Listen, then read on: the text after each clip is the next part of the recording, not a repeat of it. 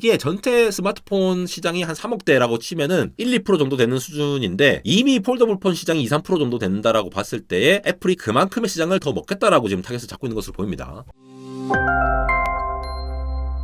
네, 여러분 반갑습니다. 에러입니다. 간간히 애플에서 폴더블 아이폰을 출시한다는 얘기가 계속 나오는데 최근에는 삼성 디스플레이가 애플에 독자적으로 디스플레이를 공급을 할 건데, 그러니까 폴더블 패널이죠. 이 OLED 패널을 공급을 할 건데 이게 삼성에서는 쓰이지 않는 완전히 새로운 규격의 디스플레이를 만들고 있다. 뭐 이런 기사들도 뜨고 있고, 실제로 아이폰의 이 서플라이 체인, 그러니까 부품 회사들이죠. 이거를 지금 뭐 구성을 하고 있다는 얘기도 많이 나오고 있습니다. 안대공학 채널에서 폴더블 폰 관련해서 여러 가지 말씀을 드리기도 했고, 힌지 기술이라든가 디스플레이 패널 기술들, 그 외 여러 가지 소재라던가 여러 가지 얘기를 말씀을 드렸는데, 또 중국이 또 엄청 공세잖아요. 뭐 BOE 패널들 가져와가지고 하는 것들도 있고 하는데, 사실상 품질 면에서는 삼성이 가장 앞서 있다라고 평가를 받고 있고, 뭐 먼저 시작하기도 했고 굉장히 오랫동안 고심을 했는데, 대체 애플이 만들면은 뭐가 그렇게 대단한 거냐, 어떤 기술이 다른 거냐라고 하는 상황에서 궁금증이 많이 일고 있는 상황이죠. 물론 현재 나와 있는 내용들도 루머이거나 뭔가 픽스된 내용은 아니지만 뭔가 확률적으로 높다라고 하는 그런 유출자들 있잖아요. 팁스터 분들이라던가 여러 가지 분석 기사들 내용을 토대로 정리를 하려고 하거든요. 제 지인들이나 친구들 중에서도 애플 다니는 친구들 있는데, 제가 이렇게 좀 장난삼아 이렇게 물어보면은 절대로 얘기 안 해주더라고요. 뭐 당연히 말 안 한 게 맞겠죠, 엔지니어 분이니까. 그래서 만약에 아이폰 폴더블이 내년에 나오게 된다면은 어떤 형태가 될 건지, 거기에 들어간 기술들이 무엇이 다르고 무엇이 어려운 부분인지, 그리고 상상을 초월한 기술이 도입될 거라는 루머도 있는데 그게 얼마나 현실성 있는지 한번 정리해 보도록 하겠습니다. 그럼 한번 가보시죠. 우선 지금까지 유출된 자료를 토대로 하면은 외부 디스플레이, 그러니까 바깥쪽에 있는 애는 5.5인치로 예상되고, 내부 디스플레이, 그러니까 펼쳤을 때 7.8인치 예상이 된다라고 합니다. 지금 보시다시피 이렇게 갤럭시로 치려면은 플립이 아니라 폴드 시리즈죠. 이렇게 책처럼 이렇게 접는 형태로 이런 걸로 되어 있는 것으로 보이는데, 기존 스마트폰 픽셀 밀도 한 400대 되는 거니까 뭐 큰 차이는 없죠. 그래서 디스플레이 크기라든가 해상도에서 특별히 큰 차이는 없더라라고 하는 부분들, 그리고 화면 비율이 지금 4:3이라는 얘기가 나오고 있는데, 아무래도 구형 아이패드하고 유사한 형태죠. 그렇게 되면은 뭐 웹서핑이라든가 영상 콘텐츠 소비 시에 조금 더 몰입감을 높일 수 있는 형태로 구성을 하려고 하지 않느냐. 이 폴더블 폰의 이 비율 자체가 뭔가 좀 애매해서, 예를 들어 16:9 같은 그런 영상 보면은 뭔가 이렇게 검은 바들이 너무 많고 이렇게 해서 불편해 하시는 분들도 있죠. 근데 안드로이드도 마찬가지지만 애플의 iOS가 이 폴더블 규격에 맞춰서 바깥이랑 안쪽이랑 새로운 형태의 두 디스플레이가 매끄럽게 전환될 수 있도록 이렇게 설계를 해야 되는 부분들이 있기 때문에, 지금 애플의 그 기본 앱들, 그리고 앱스토어에 있는 다양한 앱들이 이러한 것들을 지원을 할 수 있도록 또 준비를 잘 해야 되는 부분들이 있겠죠. 하드웨어와 소프트웨어를 하나로 한 스택으로 가져가는 애플이기 때문에 이런 부분도 좀 잘 준비가 돼야 될 겁니다. 반대로 안드로이드 폰 같은 경우에는 이 폴더블을 지원을 못한다라거나, 아니면은 갤럭시 탭과 같은 그 태블릿에 지원되는 특정한 앱이 없어서 좀 이게 비율이 안 맞는 경우도 많잖아요. 애플도 성격상 이게 또 허용을 하지 않을 거기 때문에 여기에 딱 맞게 또 뭔가 준비를 하고 있지 않을까 기대가 되는 부분들이 있습니다. 물론 뭐 또 잘 안 될 수도 있겠죠. 그리고 또 나온 얘기가 바로 이 초박형 설계라고 합니다. 펼쳤을 때 4.5mm, 그러니까 얇은 층이 4.5mm 정도 된다. 벌써부터 뭐 갤럭시 폴드 지금 7 같은 경우에는 이것보다 더 얇게 구현이 될 거다라는 얘기가 나오고 있기 때문에, 후발주자인 애플이 뭐 이 정도 두께가 그렇게 뭐 혁신적이냐라고 볼 수가 있는데, 처음으로 내놓는 수준에서 현재 가장 잘 나가는 스마트폰들의 특히 폴더블 시리즈의 두께 정도를 타겟으로 하는 정도면은 뭐 내년 정도에 나왔을 때도 조금 효율적으로 있지 않겠느냐. 물론 이거는 분명히 기술적인 문제들, 하드웨어를 잘 세트로 조립할 때의 문제들도 굉장히 많을 겁니다. 부품 자체가 소형화되기가 힘들고 배치를 좀 잘해야 되는데, 물론 이제 여러 번 프로토타입으로 리비전해서 만들고 있겠지만 바로 이렇게 얇게 만들 수 없는 부분들이 있겠죠. 특히 기존의 아이폰도 그렇게 뭐 얇게 만들지는 않은데, 뭐 올해 아이폰 에어라고 얇게 한 버전이 나온다더라, 뭐 그런 얘기들이 나오고 있긴 한데, 현재로서는 두께는 저 정도로 보인다라고 하는 얘기가 나오고 있습니다. 이거 다 아직은 루머예요. 당연히 애플이 공식적으로 얘기한 게 없으니까 루머겠죠. 그런데 중국 같은 경우는 이 두께에 굉장히 좀 혈안이 되어 있잖아요. 엄청나게 얇게 만들려고 노력을 하고 있고, 그런 것 대비해서 예를 들어 아이폰 16 같은 경우가 한 7, 8mm 정도 되는데 그것보다 여전히 두껍다라는 거는 또 어쩔 수 없는 부분들인 것 같아요. 뒤쪽에도 나오겠지만 배터리 관련해서도 어쩔 수 없는 부분들이 있는 것으로 보입니다. 어쨌든 근데 이거 보시다시피 이 힌지 부분, 접히는 부분의 이 미케니컬한 이 설계 자체가 어떻게 되어야 하느냐, 이 부분에 대한 게 물방울 힌지로 해서 커버를 잘 할 것이냐, 아니면 뭐 부피를 최소화했으면서도 좀 부드러운 작동이라든가, 힌지 부분이 딱 이제 고정돼서 이렇게 딱 되어 있는 부분들, 이런 것도 다 자체가 기술력이죠. 그리고 딱 접었을 때 이 상판과 이 하판 사이의 갭도 잘 메워줘야 하는 부분들이라든가, 일체감 있는 그런 디스플레이, 이런 것도 애플이 좀 까다롭기 때문에 굉장히 섬세하게 좀 설계를 잘 할 수 있을 것이냐라는 부분들을 또 지켜봐야 될 거고요. 물론 애플이라고 무조건 뭐 다 잘 만들겠지 터치라고 보는 시각은 너무 경도된 시각이지만 그동안 그렇게 설계를 해왔다라는 얘기를 드리는 겁니다. 그리고 얇게 만들기 힘든 부분들 이런 것들이 있죠. 인증 방식과 관련된 건데 애플은 예전부터 이 페이스 아이디 지원해가지고 요 초반부터 이 노치 있는 시절부터 굉장히 많은 센서들이 요 앞에 놔둬놨죠. 카메라뿐만이 아니라 뭐 다트 프로젝트라든가 뭐 인프라레드, 적외선 카메라 이런 것들을 이용해가지고 트루뎁스 카메라 시스템을 기본적으로 지원을 하도록 하는데 이 폴더블 폰과 같이 이렇게 얇게 만들게 되면은 내부 공간이란 센서가 들어가기가 굉장히 쉽지 않다는 겁니다. 그래서 지금 뭐 터치 아이디를 이렇게 넣으려고 이거 맥북에서 쓰이는 거잖아요. 맥북 아이패드라든가 이런 것들 쓰이는 이러한 터치 아이디 걸로 쓰이지 않을까라고 지금 예상되는 부분들이 있습니다. 그냥 휴대폰, 바형 휴대폰 같은 경우에는 힌지가 없잖아요. 그 힌지 메커니즘 자체가 동작할 이 공간 자체가 없어도 되는 건데 폴더블에서 이 힌지 부분이 막 차지를 하게 되니까 그만큼 상대적으로 저런 센서들이 들어갈 위치, 들어갈 공간 자체가 별로 없다라는 거죠. 그래서 이제 서플라이 체인들 보면은 이 협력사들이 이 부품을 더 소형화하려고 노력을 한다고 하지만 이게 좀 쉽지 않은 부분들이 있는 것으로 보이고요. 그리고 이 부분도 좀 재밌는데, 자, 인셀 터치 기술. 화면으로 이제 터치를 할 때 이 터치를 디스플레이가 어떻게 인지하느냐인 건데, 보통 갤럭시 폴드라든가 이런 것들, 갤럭시 시리즈 같은 경우에는 온셀 터치라고 얘기를 합니다. 이게 뭐냐? 쉽게 말해서 지금 이 커버 글래스라고 하는 게 우리 휴대폰 터치 하는 부분들이죠. 커버하는 그 유리 부분. 그 밑에 컬러 필터가 있고 그 밑에 센서를 배치를 합니다. 그러니까 디스플레이 패널이 완성된 상태에서 이 터치 센서 필름을 스티커처럼 이렇게 부착을 하는 방식이라고 보시면 되겠죠. 그러니까 디스플레이 패널이랑 터치 센서가 따로따로 만들어져 갖고 합쳐지기 때문에 일단 만들기가 쉽잖아요. 그냥 붙이면 되니까. 이 플렉서블 디스플레이 같은 경우에는 적용하기가 상대적으로 쉬운 방식입니다. 그리고 각 부품 자체를 관리를 하면 되겠죠. 얘가 문제냐, 얘가 문제냐. 각각을 따로따로 그냥 수율을 관리를 하면 되기 때문에 분량 관리가 좀 용이한 부분들이겠죠. 그런데 이렇게 그냥 쌓아서 하는 방식이다 보니까 아무래도 두꺼워지기 쉽다라는 거죠. 그리고 흔히 이제 라미네이션 갭이라고 하는데, 디스플레이랑 이 터치 필름 사이에 그 미세한 갭이 있을 수 있기 때문에 약간 이 터치 시에 이질감이 발생을 할 수가 있다라거나 이 반응성이 미세하게 떨어진다라는 평가가 있습니다. 요거는 뭐 갤럭시 사용자라든가 아이폰 사용자들 서로 한쪽에서 다른 쪽 넘어가면은 그 느낌이 다르다라고 하는 것들이 또 한쪽에 익숙해지면 또 문제가 안 되는 경우도 있는데, 이게 기술적인 차이가 있기 때문에 터치의 방식이 달라질 수 있다라고 보시면 되고요. 애플 같은 경우에는 인셀 터치를 사용하기 때문에 이 터치 센서를 올레드 패널 내부에 픽셀이라든가 아니면 이제 방막 트랜지스터라고 하죠. 요 TFT. 요 중에 직접 넣어가지고 집어넣는 방식입니다. 그래서 이게 더 얇아질 수 있다는 거죠. 안에 그냥 합체해서 넣어버리니까. 그럼 반응 속도도 아무래도 물리적으로 가깝게 돼 있으니까 빠를 수 있고 더 선명한 화질을 기대할 수가 있는데, 아무래도 이렇게 되면은 디스플레이 패널을 제조할 때부터 터치 센서랑 함께 같이 만들어줘야 되기 때문에 이게 더 제조가 힘들고 불량도 많이 발생할 수 있다. 요거를 아마 삼성 디스플레이가 만들어서 공급한다라는 얘기로 보입니다. 내구성에 있어서는 아무래도 유연한 올레드 패널 내부에 통합되어 있는 그런 터치 센서가 여러 번 계속 이게 포링 테스트를 하거든요. 20만 번, 뭐 40만 번, 60만 번 이런 얘기가 나오잖아요. 그게 접혔을 때 스트레스를 잘 견뎌낼 수 있느냐. 안쪽으로 지금 인셀로 들어가 있기 때문이죠. 그러면서 동시에 이 디스플레이 성능이라고 하는 거는 결국 색 재현율이라든가 밝기 이런 거랑 관련된 건데, 이 OLED가 여전히 이렇게 동시에 향상을 시키면서 잘 보일 수 있느냐, 이런 부분들을 삼성 디스플레이가 열심히 하겠죠. 이 부품 제조업체에 있는 분들은 다들 잘 아실 거고, 저희 채널에서도 이게 현업에 종사하시는 많은 분들이 들어와 주셔서 말씀해 주셔서 저도 많이 배우게 되는데, 삼성 디스플레이가 애플 아이폰에 디스플레이 넣는다 이런다고 해서 그 디스플레이가 갤럭시에 들어간 거랑 똑같지 않습니다. 요구하는 게 있거든요. 애플은 아이폰에 이런 걸 원할 거야. 근데 대체로 우리나라 업체 같은 경우에는 단가 싸움에서 퀄리티를 약간 포기하는 경우가 있어 왔죠. 과거에 그랬다는 얘기예요. 그런 경우가 덜어 있었고, 한데 애플은 좀 심각하게 스펙을 굉장히 좀 빡세게 잡는, 그래서 관리를 굉장히 빡세게 해서 단가가 비싸지면은 그걸 또 이제 이 업체 저 업체 막 경쟁시키고 약간 정말 갑 오브 갑 같은 느낌으로 접근을 하는 경우가 많죠. 아무래도 아이폰이 뭐 1년에 2, 3억대 팔리는데 거기에 특정 회사의 부품이 들어가면은 그 회사의 매출이 엄청나게 많이 발생을 하겠죠. 그러니까 시장을 장악하고 있다 보니까 애플이 이런 전략이 계속 먹혔던 거고, 그렇게 하다 보니 굉장히 빡센 기준의 스펙으로서 시장에 늦게 진입하더라도 훨씬 더 고품질의 어떠한 것들을 기대를 하게 만드는 부분들이 있다는 거죠. 그래서 삼성 디스플레이가 이런 것들을 공급을 한다 치더라도 갤럭시에 들어간 것과 애플이 들어가는 그 디스플레이는 일단 터치 방식부터 다를 뿐만 아니라 얘네들의 성능 자체도 달라질 수가 있다는 거죠. 애플이 요구하는 것과 갤럭시에 들어가는 요구하는 것들이 다를 수가 있잖아요. 당연히 다를 수 있거든요. 그리고 아까 잠깐 말씀드렸다시피 애플 같은 경우에는 iOS를 여기 또 넣어야 할 텐데, 이 폴더블 경험을 또 잘 유지를 하기 위해서는 iOS가 이 폴더블 폰에 맞춰가지고 멀티태스킹이라던가 아니면 뭐 접힘 상태에서 어떤 표현을 해줘야 될 거냐, 이런 것들 또 굉장히 신경을 많이 쓰겠죠. 지금 또 열심히 만들고 있을 것 같아요. 그래서 이 폼팩터에 맞는 이 소프트웨어 경험, AI 경험 이런 것들 좀 잘 만들어서 UI, UX를 잘 구현을 해줘야 된다. 예를 들어 중국 같은 경우에는 구글의 안드로이드 걸 갖고 와가지고 OS를 따로 만들고 이렇게 하긴 하잖아요. 근데 아무래도 하드웨어 중심적으로 가다 보니까 구글의 오픈 모델을 가져와가지고 하는 그런 OS에 약간 부족함이 있을 수 있는데, 커스터마이징 하기가. 근데 기존 iOS의 애플 같은 경우에는 이 iOS가 저 iOS랑 잘 결합이 돼야 되고, 또 락인 효과를 누리기 위해서는 이 1차된 경험을 또 가져가 줘야 될 거잖아요. 그래서 또 열심히 하드웨어 소프트웨어 다 열심히 만들고 있을 걸로 보입니다. 현재 시장 시장 전망으로 봤을 때 아무래도 $2,300 정도 되지 않을까. 그러니까 프리미엄 폰이겠죠 아무래도. 우리나라 돈으로 이미 300만 원이 넘어가는데 와 이거 살 사람이 있겠죠 당연히. 근데 굉장히 공격적으로 잡았어요. 최소 출하량이 300만으로 하고 최대 출하량이 500만까지 300만에서 500만으로 보고 있는데 최대로 잡은 거는 생산이 너무 복잡하기 때문에 이거를 만들 수 있는 캐파 기준으로 이렇게 잡은 것 같아요. 1년에 생산할 수 있는 정도가. 근데 이게 500만 300만 이렇게 하지만 이게 전체 스마트폰 시장이 한 3억대라고 치면은 굉장히 작은 수준이죠. 1, 2% 정도 되는 수준인데 이미 폴더블 폰 시장이 2, 3% 정도 된다라고 봤을 때에 애플이 그만큼의 시장을 더 먹겠다라고 지금 타겟을 잡고 있는 것으로 보입니다. 공격적으로 볼 수가 있고 이렇게 높은 가격인데 굳이 폴더블 폰을 사야겠느냐라는 거에 대한 해소를 해주려면은 기존에 있는 폴더블 폰과 다른 뭔가를 제시를 해줘야 된다. 그런 관점에서 봤을 때 제일 처음에 나오는 부분이 바로 주름이 거의 없어진다라는 얘기가 나온 거죠. 이거는 사람들의 기대감도 같이 섞여 있는 것 같고 물방울 힌지를 만듦으로써 디스플레이 스트레스를 최소화할 텐데 그럼에도 불구하고 아직도 지금 주름이 많이 없어졌다고 하지만 주름이 여전히 보이는 부분들이 있잖아요. 그래서 갭리스 디자인이라고 하는데 펼쳤을 때 거의 보이지 않는 그런 빈틈없는 디자인을 하기 위해서 좀 더 고민을 하는 것으로 보이고 현재 예상으로는 그냥 물방울로 만든 게 아니라 굉장히 정교하게 이게 좀 디테일하게 컨트롤할 수 있는 그런 미케니컬한 힌지를 만들 수 있지 않을까. 그리고 디스플레이도 그렇게 만들 수 있지 않을까라는 얘기가 나오고 있습니다. 가장 흥미로운 부분은 이 아랫부분입니다. 오히려 리퀴드 메탈과 첨단 소재인데 첨단 소재는 이러한 소재 힌지 부분을 일단 내구성이 있어야 되다 보니 티타늄이나 스테인리스 스틸 같은 것들을 혼합해가지고 만든다라는 얘기 있는데 일단 티타늄 들어가면은 가공이 어려워요. 그럼 또 비용이 비싸지거든요. 그러한 부분에 있어서 이 부분을 좀 어떻게 할 거냐라는 게 기대가 되는 부분들이 있고 또 리퀴드 메탈 같은 경우는 요거는 이제 비정질 금속 합금이죠. 굉장히 빠르게 냉각시켜가지고 원자 배열이 좀 불규칙하다는 게 비정질입니다. 그렇게 특수합금을 만들면은 티타늄보다 2배 더 강할 수 있다라는 얘기가 나오면서 아무래도 고강도와 고탄성을 가질 수 있다. 이러한 쪽에서 힌지 쪽을 굉장히 좀 신경을 쓰는 모습 이러한 루머가 지금 돌고 있습니다. 결국은 이게 양산이 가능할 거냐 비용을 충분히 줄일 수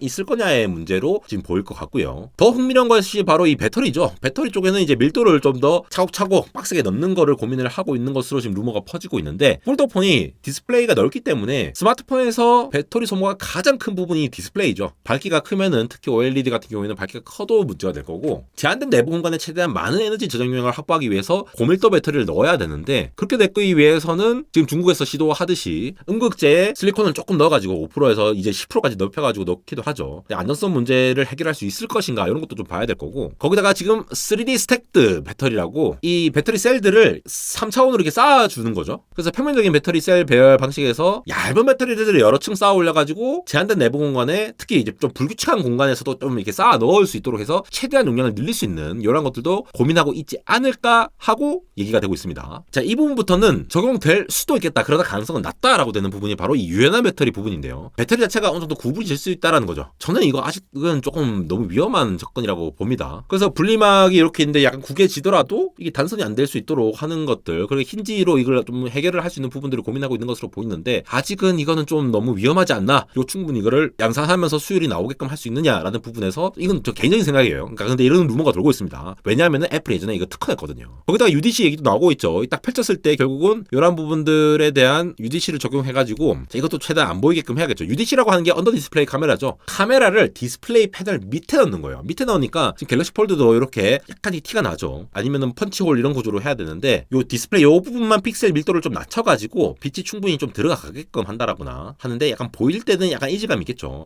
애플은 이런 거 굉장히 싫어하기 때문에 요거를 안 하지 않을까라고 예상이 되는 부분들이 있습니다. 그래서 UDC를 좀 더 끌어올려서 투명 디스플레이 영역을 이 카메라의 퀄리티를 좀 더 높일 수 있도록 투과율을 좀 최적화하는 방식으로 뭔가 열심히 제작을 하고 있지 않을까라고 기대가 되는 부분들이 있는데 아직 UDC 자체가 그렇게 막 개선이 된 부분들이 없기 때문에 이게 충분히 개선될 수 있느냐 또 이거를 이미지 처리 알고리즘으로 디스플레이 간섭을 보정할 수 있느냐 이런 부분들 이것도 실제로 찍으면은 아무래도 픽셀이 낮기 때문에 AI로 처리할 수 있지 않겠느냐 이런 얘기도 나오고 있는 상황입니다. 마지막으로 이것도 애플이 특허로 낸 부분이에요. 자가치유 디스플레이 이름만 들어보면 되게 신선하죠. 예전에 이거 특허를 냈어요. 애플이 워낙 특허를 많이 내기는 하지만 셀프 힐링이라고 하는 기술인데 디스플레이 표면에 약간 이 자가치유할 수 있는 소재를 코팅해가지고 포함을 시키게 되면은 미세한 긁힘이 있더라도 알아서 복원이 된다라고 홍보할 수 있는 포인트가 있다. 근데 이게 아직 초구 연구 단계다 보니까 뭐 복원 속도라든가 투명도를 유지할 수 있는 부분들 이런 것들이 충분히 해결이 되었느냐라는 거는 좀 더 기다려 봐야 될 것 같고 특히 고분자 물질 이런 것들을 메우는 뭐 손상 부위를 메우는 역할을 할 텐데 보통 이런 것들은 그렇죠. 폴리머라고 하죠. 고분자 분자 사슬이 딱 끊어졌다가 다시 싹 결합하는 이런 것들 이론적으로는 이런 것들 충분히 구현을 할 수가 있지만 이걸 양산을 하면서 충분히 투명도를 활용할 수 있느냐 혹은 외부 자극을 활용한 것도 있어요. 예를 들어 열을 받는다거나 여기 따뜻하게 해주시면 뭐 치유됩니다 막 이런 거 있잖아요. 아니면 자외선이나 압력을 받는다거나 햇빛을 받는다거나 이런 식으로. 근데 이러한 기술이 폴더블 아이폰에 바로 적용될 가능성은 저는 개인적으로 낮다고 봐요. 안 그래도 비싼데 더 높여갖고 낼 필요가 있느냐라는 생각은 좀 드는데 또 테스트 베드로서도 쓸 수는 있겠죠. 이렇게 해서 아이폰 폴더블 폰 관련돼서 지금 나오고 있는 기술들, 그러니까 지금 루머로 나오고 있는 기술들에 대해서 한번 다뤄보는데요. 어떤 식으로 나올지 모르겠지만도 애플이 뭐 감성의 아플이다 이렇게 욕을 하시는 분들의 의견을 들어보면은 기능상으로 그렇게 특별할 거 없는데 굳이 소비자들의 소비를 이끌어야 한다는 부분들이 가장 크잖아요. 또 그러한 시각을 안 받기 위해서는 폴더블 폰의 후발주자로서 뭔가 보여줘야 되는, 지금 이 다이나믹 아일랜드 같은 것도 뭐 펀치홀 디자인 옛날부터 있었던 건데 뭐 그렇게 대단한 거냐, 이거에 대해서도 호불호가 굉장히 갈렸어요. 야, 이거 깔끔하게 진짜 잘 만들었다라고 경험성을 중요하시는 분들은 그렇게 얘기를 하고 있으시기도 하고, UDC가 훨씬 더 큰 성과지라고 말씀하시는 분들도 있어서 이것도 사람들의 호불호가 나뉠 것 같은데, 애플 측에서도 그런 얘기를 했죠. 10년 후에는 아이폰이 필요 없을 것 같다. 그럼 이제 애플 글래스를 준비하고 있다는 얘기도 나오고 있는 상황인데, 아이폰에 있어서 얼마나 또 만족성이 높은 아이폰을 제시를 해줄 수 있느냐라는 관점에서 아마 내년에 나올 것으로 지금 루머가 나오는 상황에서 기술들이 어떤 것들이 들어갈지 한번 정리해 보았습니다. 안대공학 인스타그램 언리얼 택점 에러 지금 많은 분들 팔로우 해주고 계신데요. 이렇게 짧은 소식들이라던가 이렇게 요약해서 빨리빨리 보실 수 있도록 정리해 드리기도 하고, 영상도 재밌는 거 이렇게 유튜브에 올리지 않는 영상들을 좀 짧게 리스 형태로 올리고 있습니다. 그리고 힉스커피 지금 여의도 더현대에서 안대과학 안대공학 굿즈 지금 콜라보 행사 중인데요. 이번 주 금요일까지죠. 우주를 테마로 한 다양한 음료들이라던가 케이크들 이런 것들 보시고, 안대공학 굿즈들도 있으니까 많은 관심 부탁드립니다. 지금까지 에러였습니다.